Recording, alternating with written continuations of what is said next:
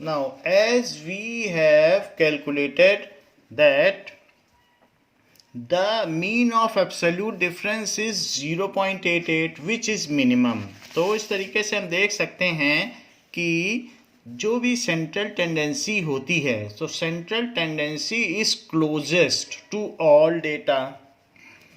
Central tendency is closest to all data. So इसके types क्या हैं? It is represented by mean, median, mode. Mean, median, mode. So what is mean? That is arithmetic mean. Sum of all data divided by number of data is called mean. Mean is sum of all data divided by number of data. अगर हम सारे data, जैसे x आई को data कहते हैं x1 plus x2 plus x3 और upon उस जितने भी उसके नंबर्स हैं, सो नंबर ऑफ डेटा, तो ये मीन हो जाता है. या ये भी कह सकते हैं कि x bar is sigma x i by n, ये भी मीन. तो it is the formula of mean, sum of all data divided by, मान लीजिए 5 सब्जेक्ट में मार्क्स है तो मार्क्स लिखो डिवाइडेड बाई 5 कर दो, तो ये मीन आ जाएगा. कई बार ऐसा होता है कि कुछ बच्चे ऐसे मार्क्स लाते हैं 2 2 2 3 3, मान लीजिए उनके क्लास टेस्ट बहुत सारे होते रहे, तो 4 5 5 5 6 6 और एक बार 8 लाया है. तो ऐसे केसेस में हम कैसे उनका मीन निकालें? 1 2 3 4 5 6 7 8 9 10 11 12 टेस्ट हुए हैं. So are the marks obtained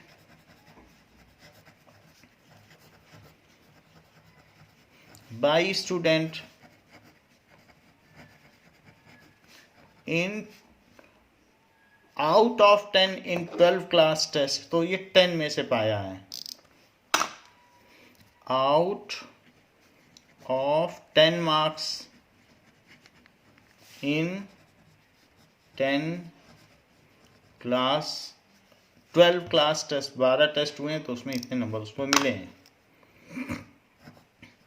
तो हम इसका मीन कैसे निकालें? तो पहली चीज़ हम मीन देख रहे हैं, तो ऐसे केस में आप ये लिख लीजिए कि एक्स आई, कभी उसने 2 मार्क्स पाए, तो जो 2 मार्क्स पाए हैं वो 3 टाइम्स पाए हैं, तो आप यहाँ फ्रीक्वेंसी लिख लें 3 टाइम्स पाए हैं. 3 मार्क्स कितनी बार पाए हैं? 2 times. 4 marks 1 times. 5 marks 3 times. 6 marks 6 marks 2 times और 8 मार्क्स 1 टाइम्स. 8 मार्क्स 1 टाइम्स पाया है. अब एक्स आई एफ आई कर लें, यानी 2 इंटू 3 6, 3 2 जा 6, 4 1 जा 4, 5 3 जा 15, 6 2 जा 12 एंड 8 1 जा 8. ऐसे कर लें. देखिए अब हम इसका मीन निकालेंगे. तो कुछ बच्चे मीन निकालने के लिए ऐसे करते कि सारे नंबर को ऐड करते, but it is tedious job, क्योंकि इससे भी अगर 60 बच्चे हैं तो सब आप जोड़ते ही रह जाओगे. +4 +5 +5 +5 +6 +6 +8 डिवाइडेड बाई 12.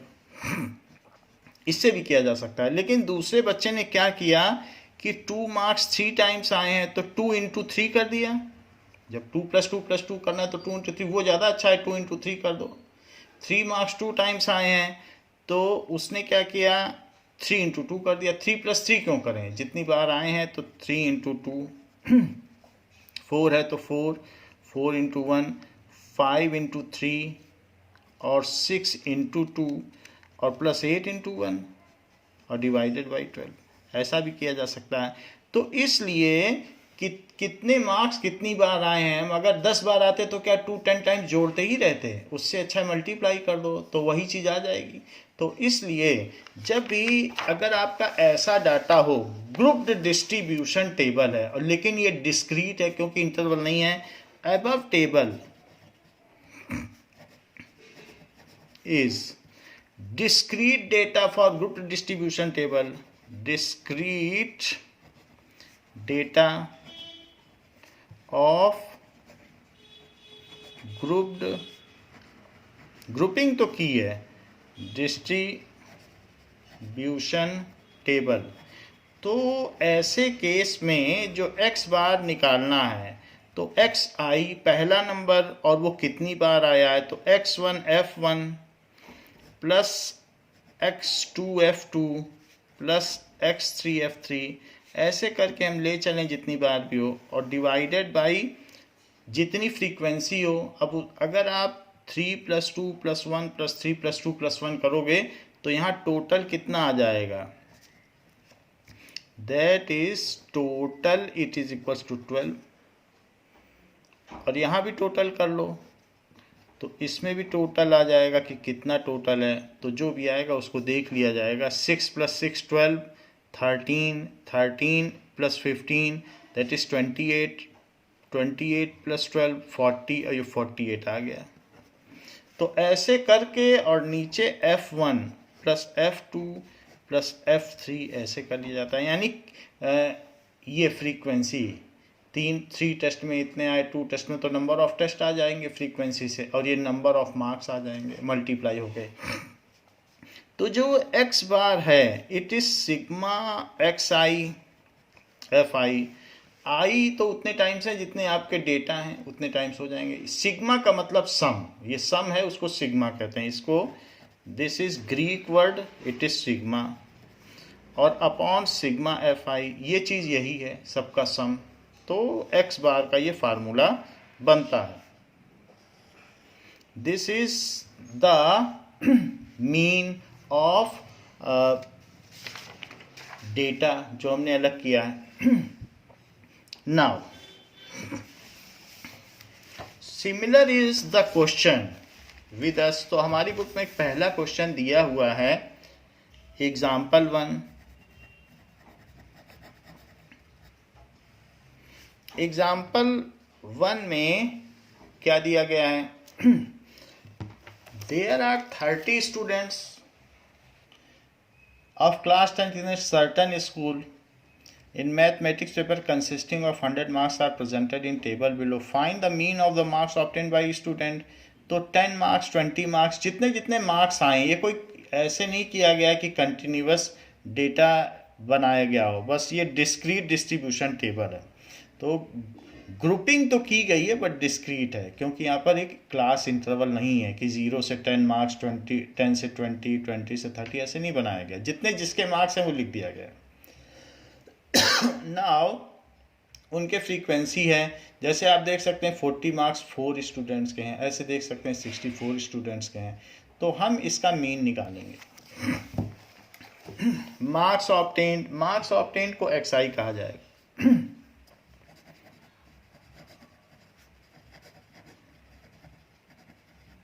फिर उनकी फ्रीक्वेंसी क्या है बच्चों की, कितने बच्चों ने वो नंबर पाए हैं, और फिर इसके बाद जब फ्रीक्वेंसी पता चल जाएगी तो हम उतनी बार ऐड नहीं करेंगे, 2 + 2 + 2 ऐसा नहीं करेंगे, हम xi fi कर देंगे, उससे मल्टीप्लाई कर देंगे, वही चीज़ आ जाएगी।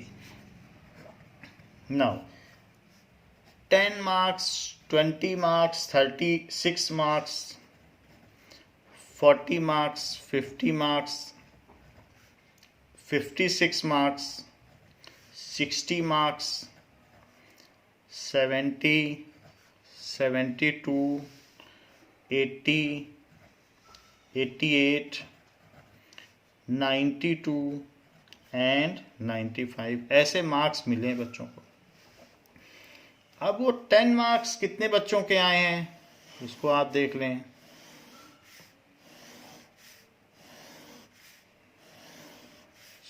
एक टेबल बना लें।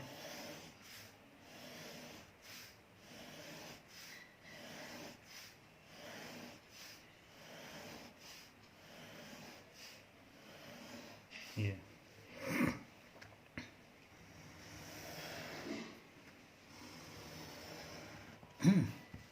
now 10 marks are obtained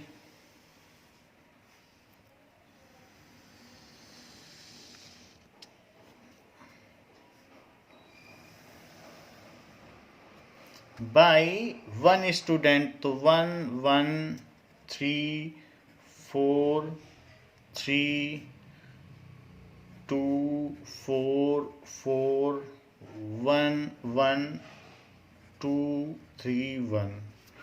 तो एक बच्चे के 10 मार्क्स हैं तो 10 इंटू 1 कर दो तो ये 10 हो गया।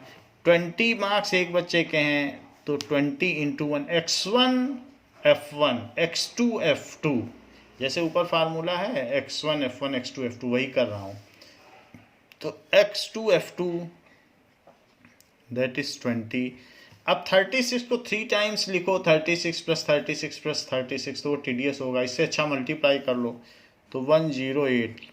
x3 f3 x4 f4 इन सबको सम करना होगा बाद में फार्मूले के हिसाब से, दैट इज 160। 53 जा 150, 56 2 जा 112, 64 जा 240, 74 जा 280, 72 80, 88 2 जा 2 8 जा 16, 2 8 जा 16, 92 तो 3 2 जा 6 और 3 9 जा 27, 95। यहाँ पर सिग्मा एफ आई भी आपको निकालना है, सिग्मा एफ आई कितना है, और यहाँ पर sigma x I F I. तो सिग्मा एफ आई तो उसने बता दिया टोटल 30 स्टूडेंट्स हैं, आप फिर भी टोटल कर लें कहीं ऐसा ना हो कि आपने इधर उधर कर दिया हो नंबर, तो टेबल बिगड़ जाएगी, क्योंकि सिंपल क्वेश्चन है लेकिन डेटा अगर आप सही तरीके से कैरी फॉरवर्ड नहीं करते हो तो मार्क्स नहीं मिलेंगे। तो यहाँ पर ये 30 हो गया सिग्मा एफ आई, और इन सब को टोटल कर लो। जब इन सब को टोटल करोगे तो 1779 आ जाएगा, इसको आप टोटल कर लीजिएगा। फिर लास्ट में जब मीन निकालेंगे तो मीन का क्या फार्मूला है, अर्थमेटिक मीन का, जैसा हम लोगों ने पहले निकाला भी है 5th चैप्टर में। तो sigma x I F I upon sigma F I 1779 divided by 30। अब फिर 3 से इसको आप डिवाइड कर दें, जो आंसर आएगा 3 5 जा 15, फिर 27, तो 3 9 जा 27। आफ्टर दैट ये 30 है, तो 30 होने की वजह से अब डेसिमल लग जाएगा, क्योंकि ये 9 बचा और यहाँ 30 है, तो एक डिजिट बढ़ जाएगा 90 हो जाएगा, तो 33 जा 90। So it is the mean marks, जिससे सभी के मार्क्स क्लोजेस्ट हैं। कुछ 95 भी पाए हैं, कुछ 10 भी पाए हैं, लेकिन ये सेंट्रल टेंडेंसी है, सारे बच्चों के नंबर इसी के आसपास हैं। सो इस तरीके से हम पता कर सकते हैं डिस्क्रीट डिस्ट्रीब्यूशन ऑफ टेबल में। अब इन्हीं मार्क्स को अगर टीचर को प्रिंसिपल के पास ले जाना है, और प्रिंसिपल को अगर वो टीचर ऐसे मार्क्स दिखा देगी तो प्रिंसिपल उस पर बुरी तरीके से नाराज़ हो जाएगा, कहेगा इतने सारे डेटा दे रहे हो, ये कुछ समझ में भी आ रहा है मुझको, और मेरे पास इतना टाइम नहीं कि हम एक क्लास के एक सब्जेक्ट के मार्क्स देखें, आप इसको अरेंज करके लाओ। तो अब टीचर जब इसको प्रिंसिपल के पास ले जाएगा तो इसको वो कंटिन्यूअस डिस्ट्रीब्यूशन टेबल में अच्छी तरीके से रिप्रेजेंट करके ले जाएगा, जिससे उसका भी असेसमेंट अच्छा हो जाए। तो वो कैसे ले जाएगा, उसके लिए वो क्लास इंटरवल बनाएगा कि 10 से 25, 15 का बना लिया, 10 से 25, 25 से 40, 15 मार्क्स का उसने क्लास इंटरवल बनाया। और क्लास इंटरवल भी ऐसा बनाए कि 6 या 7 से ज़्यादा ना हो। प्रिंसिपल के लिए इतनी लंबी टेबल नहीं चलेगी कि 15 की या 10 की, इतना वो टेबल थोड़ी पड़ेगा। 40 से 55 नाउ 55 टू आगे इट इज 70, और 70 टू 85 एंड 85 टू 100, ऐसे कर लिया। नाउ ये जो टेबल हमारी बन गई, ये क्लास इंटरवल की बन गई। तो 10 से 25 मार्क्स तक कितने बच्चों के आए हैं? क्लास इंटरवल एंड इसकी फ्रीक्वेंसी का मतलब नंबर ऑफ स्टूडेंट्स होता है या नंबर ऑफ पर्सन। तो आप देख लें 10 से 25 कितने बच्चों के हैं, 10 और 20 लिया जा सकता है, 36 तो नहीं, 2 बच्चों के हैं, तो वो लिख देगी टीचर की 2 बच्चों के हैं। 25 to 40, 25 से 40, तो 20 के ऊपर ले लो, यही दोनों हैं, दैट इज 7। 25 से ऊपर के स्टूडेंट्स, तो यही दोनों आ रहे हैं। बट 40 आप कंसीडर नहीं कर सकते क्योंकि अपर लिमिट नॉट इंक्लूडेड है, आपको 3 ही लेना पड़ेगा, तो यहाँ 3 लिखो। अपर लिमिट नहीं ले सकते हो, 40 मार्क्स इसमें नहीं लिया जाएगा, 40 इसमें लिया जाएगा। हमने पहले भी बताया अपर लिमिट सिर्फ लास्ट वाले की इंक्लूड होती है उस क्लास में, 100 इसमें इंक्लूड है, तो 40 इसमें लेना है। 40 to 55, तो 40 to 55 में 40 भी ले लिया जाएगा, 50 भी ले लिया जाएगा, 56 तो नहीं लिया जा सकता, तो 7 हो गया। 55 to 70, इसमें 56 भी आ जाएगा, 60 भी आ जाएगा, 70 तो नहीं आ पाएगा, 70 तो अपर लिमिट है, तो 2 + 4 ही आ पाएगा, that is equals to 6। Next is now 70 to 85, तो 70 में देखें, 70 में ये आ जाएगा, 72 आ जाएगा, 80 भी आ जाएगा, तो इट इज 6। 85 to 100, तो 85 to 100 में तीनों आ जाएंगे, 2 + 3 5 और एक 6, तो ये 6 आ गया। नाउ यहाँ तक तो हमने बना लिया। We have converted discrete distribution table into continuous distribution table. We have converted discrete distribution table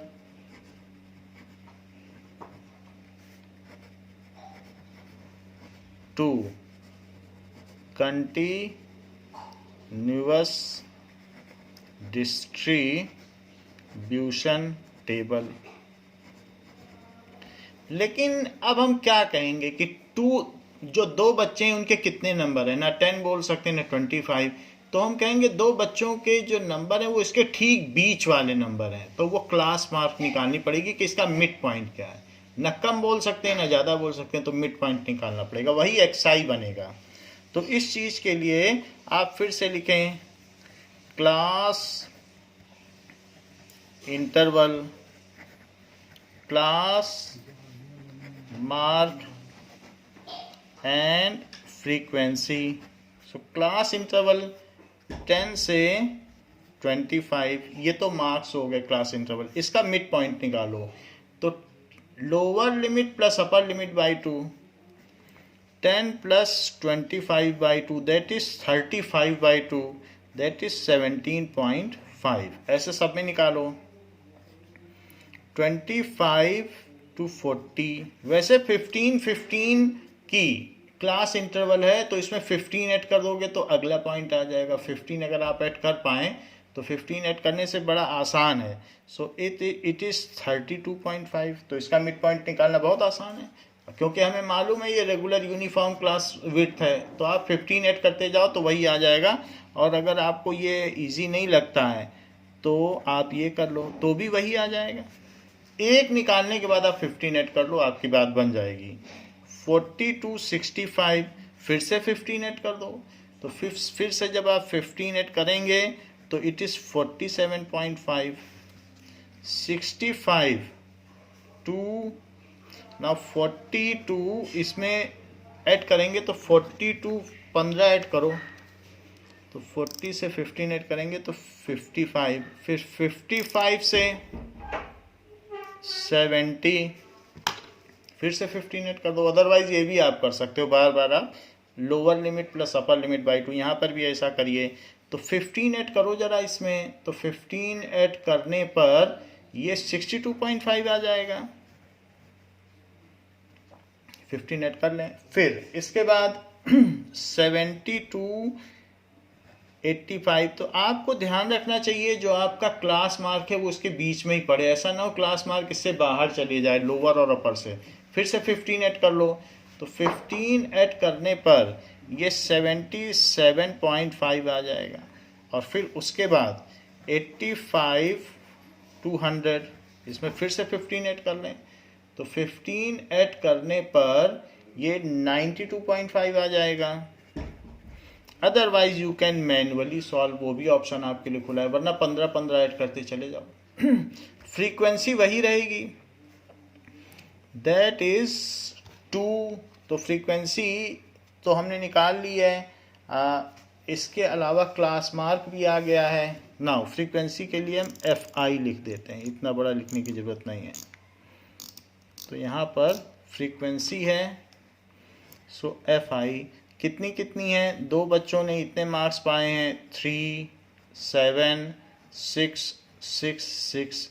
तो अब दो बच्चों ने इतने पाए हैं मार्क्स, तो क्या ये ठीक रहेगा कि मैं 2 टाइम्स इसे लिखूं, या ये ठीक रहेगा कि मैं सीधा मल्टीप्लाई कर दूं? तो सीधा मल्टीप्लाई ज़्यादा ठीक रहेगा। तो XI कर लो, जो क्लास मार्क होता है वो XI होता है और ये FI है। तो इतने मार्क्स दो बच्चों ने, यानी मिड पॉइंट का जो मार्क्स है वो माना जाएगा, वो दो बच्चों ने पाए। इस तरीके से आप X1, F1, X2, F2, X3, F3 ऐसा करते जा सकते हैं और अल्टीमेटली आपके कंटिन्यूअस डेटा डिस्ट्रीब्यूशन से भी मीन आ जाएगा। So this is XI FI। तो X1 F1 करो, तो इसमें जब इसका मल्टीप्लाई किया जाएगा तो 35 आ जाएगा। इसका इसमें मल्टीप्लाई करो, 3 5 जा 15, 3 2 जा 6 और 3 3 जा 9, तो इट इज़ 97.5। 7 से करिए, 7 5 जा 35, 7 7 जा 49, तो 49 प्लस 3 52 एंड 7 4 जा 28, तो 28 में 5 जोड़ दें तो 33। 6 5 जा 30, 6 2 जा 12, 6 6 जा 36, तो ये 37 हो गया। 6 से फिर करें तो 6 5 जा 30, 6 7 जा 42, 45, 6 7 जा 42, तो 42 तो 46, 4 6 5 आ गया। अब आप 6 से करें, 6 5 जा 30, 6 2 जा 12, 6 9 जा 54, तो इट इज़ 55। अब इन सबको टोटल कर लें, ये जो भी चीज़ है XI FI निकाल लिया। आपको दो चीज़ें चाहिए, सिग्मा FI भी चाहिए क्योंकि वो भी फार्मूले में है। तो आपको मालूम है कि टोटल 30 बच्चे थे, तो 30 बच्चे हो गए। अब यहाँ पर सिग्मा XI FI निकालने इन सबको टोटल करके, तो जब इनको टोटल करेंगे तो 1860 आएगा। अब X बार यही मीन है, so mean is equal to sigma XI FI upon sigma FI, that is 1860 by 30। तो ये 0 से 0 कट गया, तो 3 6 जा 18 और 3 2 जा 6, तो ये आ गया 62। सो 62 आ गया। आपने ग्रुपिंग कर ली, तो ग्रुपिंग करने के बाद मीन ये आया। जब ग्रुपिंग नहीं की थी तो वो ज़्यादा करेक्ट था, दैट इज़ 59.3। ये वही चीज़ है, डेटा वही है, लेकिन जब तक आपने डिस्क्रीट किया then it was more exact. अब ये तो अप्रॉक्सीमेटेड हो गया, तो यहाँ पर चीज़ें आपने ग्रुप में डाल दी, तो अब बच्चों के मार्क्स थोड़ी पता चलेंगे एग्जैक्ट कितने हैं। तो इस वजह से अब वो जो मीन है थोड़ा बदल गया है, यानी कंटिन्यूअस डेटा डिस्ट्रीब्यूशन करने पर मीन की वही वैल्यू नहीं रहती है जो डिस्क्रीट डिस्ट्रीब्यूशन में रहती। टेबल वही थी, मार्क्स वही थे, लेकिन चूंकि आपने अप्रॉक्सीमेट कर दिया कि इतने से इतने नंबर तक कितने बच्चों के हैं, तो उससे ये अब 62 हो गया, वरना पहले 59.3 था और अब देखो 62 हो गया। टेबल वही बच्चे हैं, लेकिन आपने ऐसा किया। अब देखिए कभी भी रेंज ऑफ डेटा क्या होता है, मैक्सिमम मार्क्स 95 है और मिनिमम मार्क्स 10 है। तो अगर आपको कोई पूछे रेंज ऑफ डेटा क्या है, range of data is equals to maximum data minus minimum data. तो मैक्सिमम मार्क्स 95 एक बच्चे ने लाए हैं और मिनिमम 10, तो 85। तो यानी सबसे तेज और सबसे कमज़ोर बच्चे के बीच का जो वो है डिफरेंस 85 का, this is called range of data. And ये जो आया है 62, it is mean of data. ये मीन हो गया, तो इस तरीके से मीन निकाला जा सकता है। अब देखें, whatever method we have adopted while finding out mean in continuous grouped distribution table, it is called direct method। तो ये मेथड, तीन तरीके के मेथड हैं, डायरेक्ट मेथड, इसके बाद एज्यूम्ड मीन मेथड और स्टेप डेविएशन मेथड। तो ये हम पहला मेथड देख रहे हैं जो कि डायरेक्ट मेथड है। इसमें कुछ नहीं करना पड़ता है, सिर्फ डायरेक्ट मेथड में उसका मिड पॉइंट निकाल लेना पड़ता है, upper limit plus lower limit by 2, ये मन ही मन में कर सकते हो। और फिर उसके बाद FI लिख लो, जो भी है ये दिया ही, ये और ये दिया रहेगा आपको हर एक में। तो इसका मिड पॉइंट निकाल लो और उससे इसको मल्टीप्लाई करो, फिर मल्टीप्लाई जो आए उसको सिग्मा XI FI लिख लो, और जो टोटल स्टूडेंट्स हैं या टोटल पर्सनस हैं उनका भी जोड़ कर लो और इन दोनों को डिवाइड कर दो। ये डायरेक्ट मेथड है। लेकिन इसमें गलती की संभावना रहती है क्योंकि बड़े बड़े डिजिट हैं। तो कुछ ऐसे भी मेथड है जो सिंपली मिनटों में हो जाते हैं, that is step deviation method, हम उसे आगे देखेंगे। But this is also a kind of manual method, थोड़ा टिडियस है बट ये भी है, आसान मेथड है। तो इस तरीके से हम direct method, so above method is direct method for finding mean of continuous data group distribution table. Above method is direct method for finding mean of continuous distribution table of grouped data। तो ये हमने grouped data को निकालने का direct method सीखा। Now there are some questions which can be done by direct method, like if data is simple then it can be calculated by direct method, like 14.1 exercise का first question. जरा ये देखिए, तो इसमें interval दिया है और ये कंटिन्यूअस है, जरा 0 to 2 to 4, तो इस तरीके से है। अगर आपका डिस्ट्रीब्यूशन का जो क्लास साइज है वो यूनिफॉर्म हो तो भी डायरेक्ट मेथड अप्लाई कर सकते हो, नॉन यूनिफॉर्म हो तो भी हर केस में डायरेक्ट मेथड अप्लाइड किया जा सकता है। अगर 0 to 2 होता और 2 to 8 हो जाता तो भी आप कर सकते थे।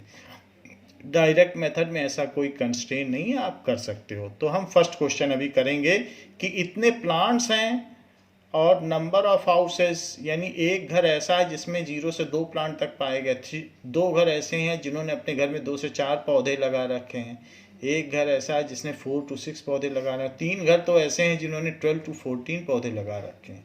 तो ये आपको पता करना है कि find the mean number of plants per house, कि प्रत्येक घर में औसतन कितने पौधे हैं, that you have to find out. तो हम पहली बार में एट ए स्टेज इस सवाल को डायरेक्ट मेथड से करेंगे। So exercise 14.1, number of plants, so it is class interval,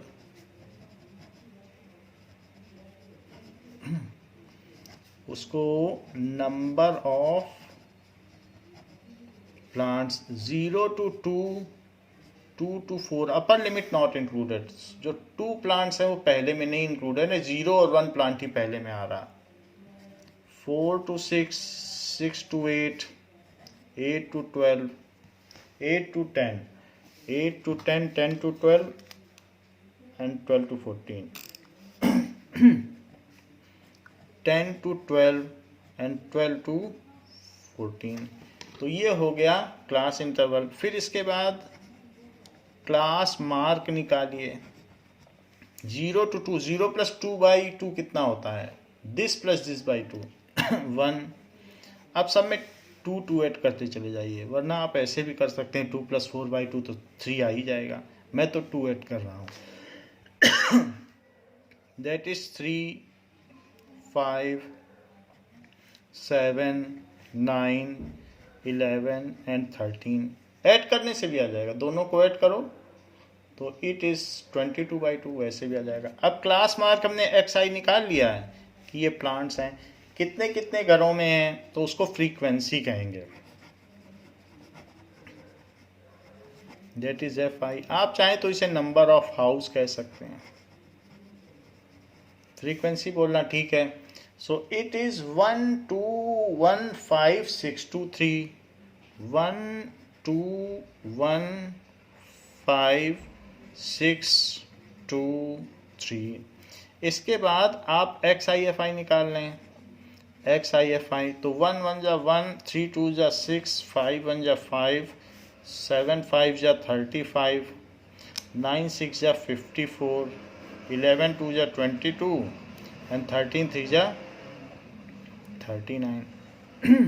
sigma FI भी निकाल लें। वैसे सिग्मा FI दिया रहता है कि कितने हाउसेज हैं, तो 20 हाउस हैं। इन सबको जोड़ लो तो 7 + 5 12, 12 में 35 ऐड करिए तो इट इज़ 47, 47 में 54 ऐड कर लें तो 47। या आप यूनिट डिजिट ऐड करें तो 7 + 5 12, 12 + 5 17, 17 + 4, 17 + 4 21, 23, 23 + 9, so that is 32। 3 कैरी हो जाएगा, 3 3 6, 6 + 5 11, 11 + 2 13, 13 + 3 तो 16, 162 आ गया है सिग्मा XI/FI की वैल्यू। ये सिग्मा XI/FI आ गया। अब X बार चाहिए तो डायरेक्ट मेथड से sigma XI/FI upon sigma FI, ये नंबर ऑफ हाउसेज हैं और ये नंबर ऑफ टोटल प्लांट्स हैं। So this is 162/20। 2 8 जा 16, फिर 2 बचेगा तो डेसिमल लगाओगे तभी 20 होगा, तो 8.1 प्लांट्स पर हाउस एवरेज। तो इस तरीके से हमने डायरेक्ट मेथड यूज़ करते हुए ये पता कर लिया कि प्रत्येक घर में कितने हाउसेज हैं, ये प्लांट्स हैं। इस तरीके से हमने किया। ऐसा ही एक क्वेश्चन हम डायरेक्ट मेथड से करेंगे। तो ये क्वेश्चन में पूछ रहा है which method did you use for finding the mean and why. So we have used direct method. We have used direct method as data are simpler, क्योंकि डेटा ज़्यादा बड़े नहीं थे तो हमने इसीलिए यूज़ किया। डेटा इज सिंपल, इस वजह से हमने ये यूज़ किया। सेकंड क्वेश्चन देखें तो सेकंड क्वेश्चन में कह रहा है, इसको भी हम डायरेक्ट मेथड से करेंगे। एक दो क्वेश्चन डायरेक्ट मेथड से, जैसे कि यहाँ दिया है consider the following distribution of daily wages of 50 workers of factory, 100 to 120, इतना रुपया उनको दिहाड़ी में मिलता है, रोज़ काम करने पर इतना रुपया मिलता है। कुछ ऐसे वर्कर हैं जिनको 180 से 200 रुपीज़ तक पर डे मिल जाते हैं। कुछ तो ऐसे हैं जिनको 100 रुपये से 120 मिलता है। और नंबर ऑफ वर्कर्स दिए हैं तो उनकी मीन सैलरी पर डे कितनी है ये आपको पता करना है। डेली वेजेस कितना मिलता है। So that is daily wages का क्लास इंटरवल दिया है। क्लास इंटरवल में रुपीज़ है तो जो भी यूनिट हो वो भी लिख लें। 100 to 120 मिलता है, 120 to 140 मिलता है, 140 to 160 मिलता है। ये भी इवन डिस्ट्रीब्यूशन है। 160 to 180 मिलता है और 180 तो 200 मिलता है, ऐसे मिलता है। इनका मीन निकाल लें, दैट इज क्लास मार्क, उसे एक्स आई कहेंगे। तो 100 + 120 220 हुआ, 220/2 करो तो 220/2 क्या होगा, 11 220 तो 110 हो गया। 100 से 120 के बीच में 110 आता है। तो इसी तरीके से आप 20 जोड़ते चले जाओ, क्योंकि 20 क्लास साइज है। Upper limit minus lower limit ही तो क्लास साइज होता है। तो कितने का गैप आ रहा है, 20 का। तो जो गैप है वही जोड़ते चले जाओ। सो 130 150 170 और यहाँ पर दैट इज इक्वल्स टू 190। अगर गैप डिफरेंट है तो भी गैप जोड़ते चले जाओ, हर एक का गैप, तो भी आपका क्लास मार्क आ जाएगा। कहीं मान लो 30 है, कहीं 40, वही जोड़ते चले जाओ, आपका क्लास मार्क बन जाएगा। नेक्स्ट इज फ्रीक्वेंसी, कि कितने मजदूर हैं जिनको कि इतनी वेजेस मिलती है। तो ऐसा बताया गया है कि 12 14 8 6 10 ऐसा। तो XIFI, अब आप 110 12 टाइम्स तो लिखोगे नहीं, ऐसे हर एक को इतने इतने टाइम्स लिखते जाओगे क्या, क्योंकि कितने सारे 50 वर्कर्स हैं, क्या उनको इतनी बार ऐड करना संभव हो पाएगा। इससे अच्छा मल्टीप्लाई कर लो। तो 12 1 जा 12 एंड 12 1 जा 12, 14 तो 14 3 जा 42 एंड 14 1 जा 14, 8 से करो, 8 5 जा 40 एंड 8 1 जा 8, 6 से करिए तो 6 7 जा 42 एंड 6 1 जा 6, 10 से करिए तो 1900। फिर इन सब का ऐड कर लीजिए। यहाँ सिग्मा FI लिख लें, जो कि 50 है, क्वेश्चन में दिया भी गया। यहाँ लिखें 0 0 है तो 0 आ गया, तो 2 2 2 तो 6 आ गया। फिर 3 और 8 11 + 2 13, 13 + 9 21, तो 2 आ गया। 2 3 4 5 6 7, तो ये 7 आ गया। और ये हो गया सिग्मा XIFI की वैल्यू। अब इन सबको फार्मूला लगा दें, फार्मूला लिखना ज़रूरी है। तो sigma XIFI upon sigma FI, that is 7160 और अपॉन 50। तो ये 0 से 0 कट गया, तो 5 1 जा 5, फिर 20 बच जाएगा। तो 5 4 जा 20, फिर 16 बच जाएगा। तो 5 3 जा 15, फिर 10 बच जाएगा। तो 5 2 जा 10। सो एवरेज या mean wages of worker is ₹143.2।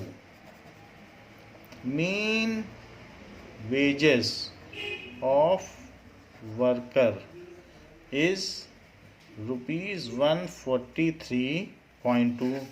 तो वर्कर का ये हमने मीन वेज निकाल लिया कि हर वर्कर एवरेज इतना रुपया पाता है। इसको एक बार और चेक करना पड़ेगा, क्योंकि आंसर में 145.2 दे रहा है। सो दैट इज 5 1 जा 5, 5 4 जा 25। तो इसे एक बार और सम करें। So here was a mistake, that is 8 + 3 11, 11 + 2 13, 13 + 9, 13 + 9 is equals to 22। सो यहाँ 2 आना चाहिए, यहाँ गलती हुई है। सो जो 2 है तो यहाँ पर आप 2 लिख लें।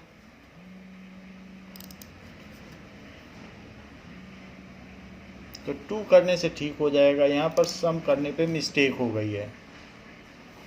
तो 2 करेंगे तो यहाँ पर कितना आ जाएगा, 5 1 जा 5, 5 4 जा 20 और 26 आएगा। तो 5 5 जा 20, तो 5 5 जा 20, तो 145.2। तो डेली वेजेस जो वर्कर्स की है वो इतनी हो जाएगी।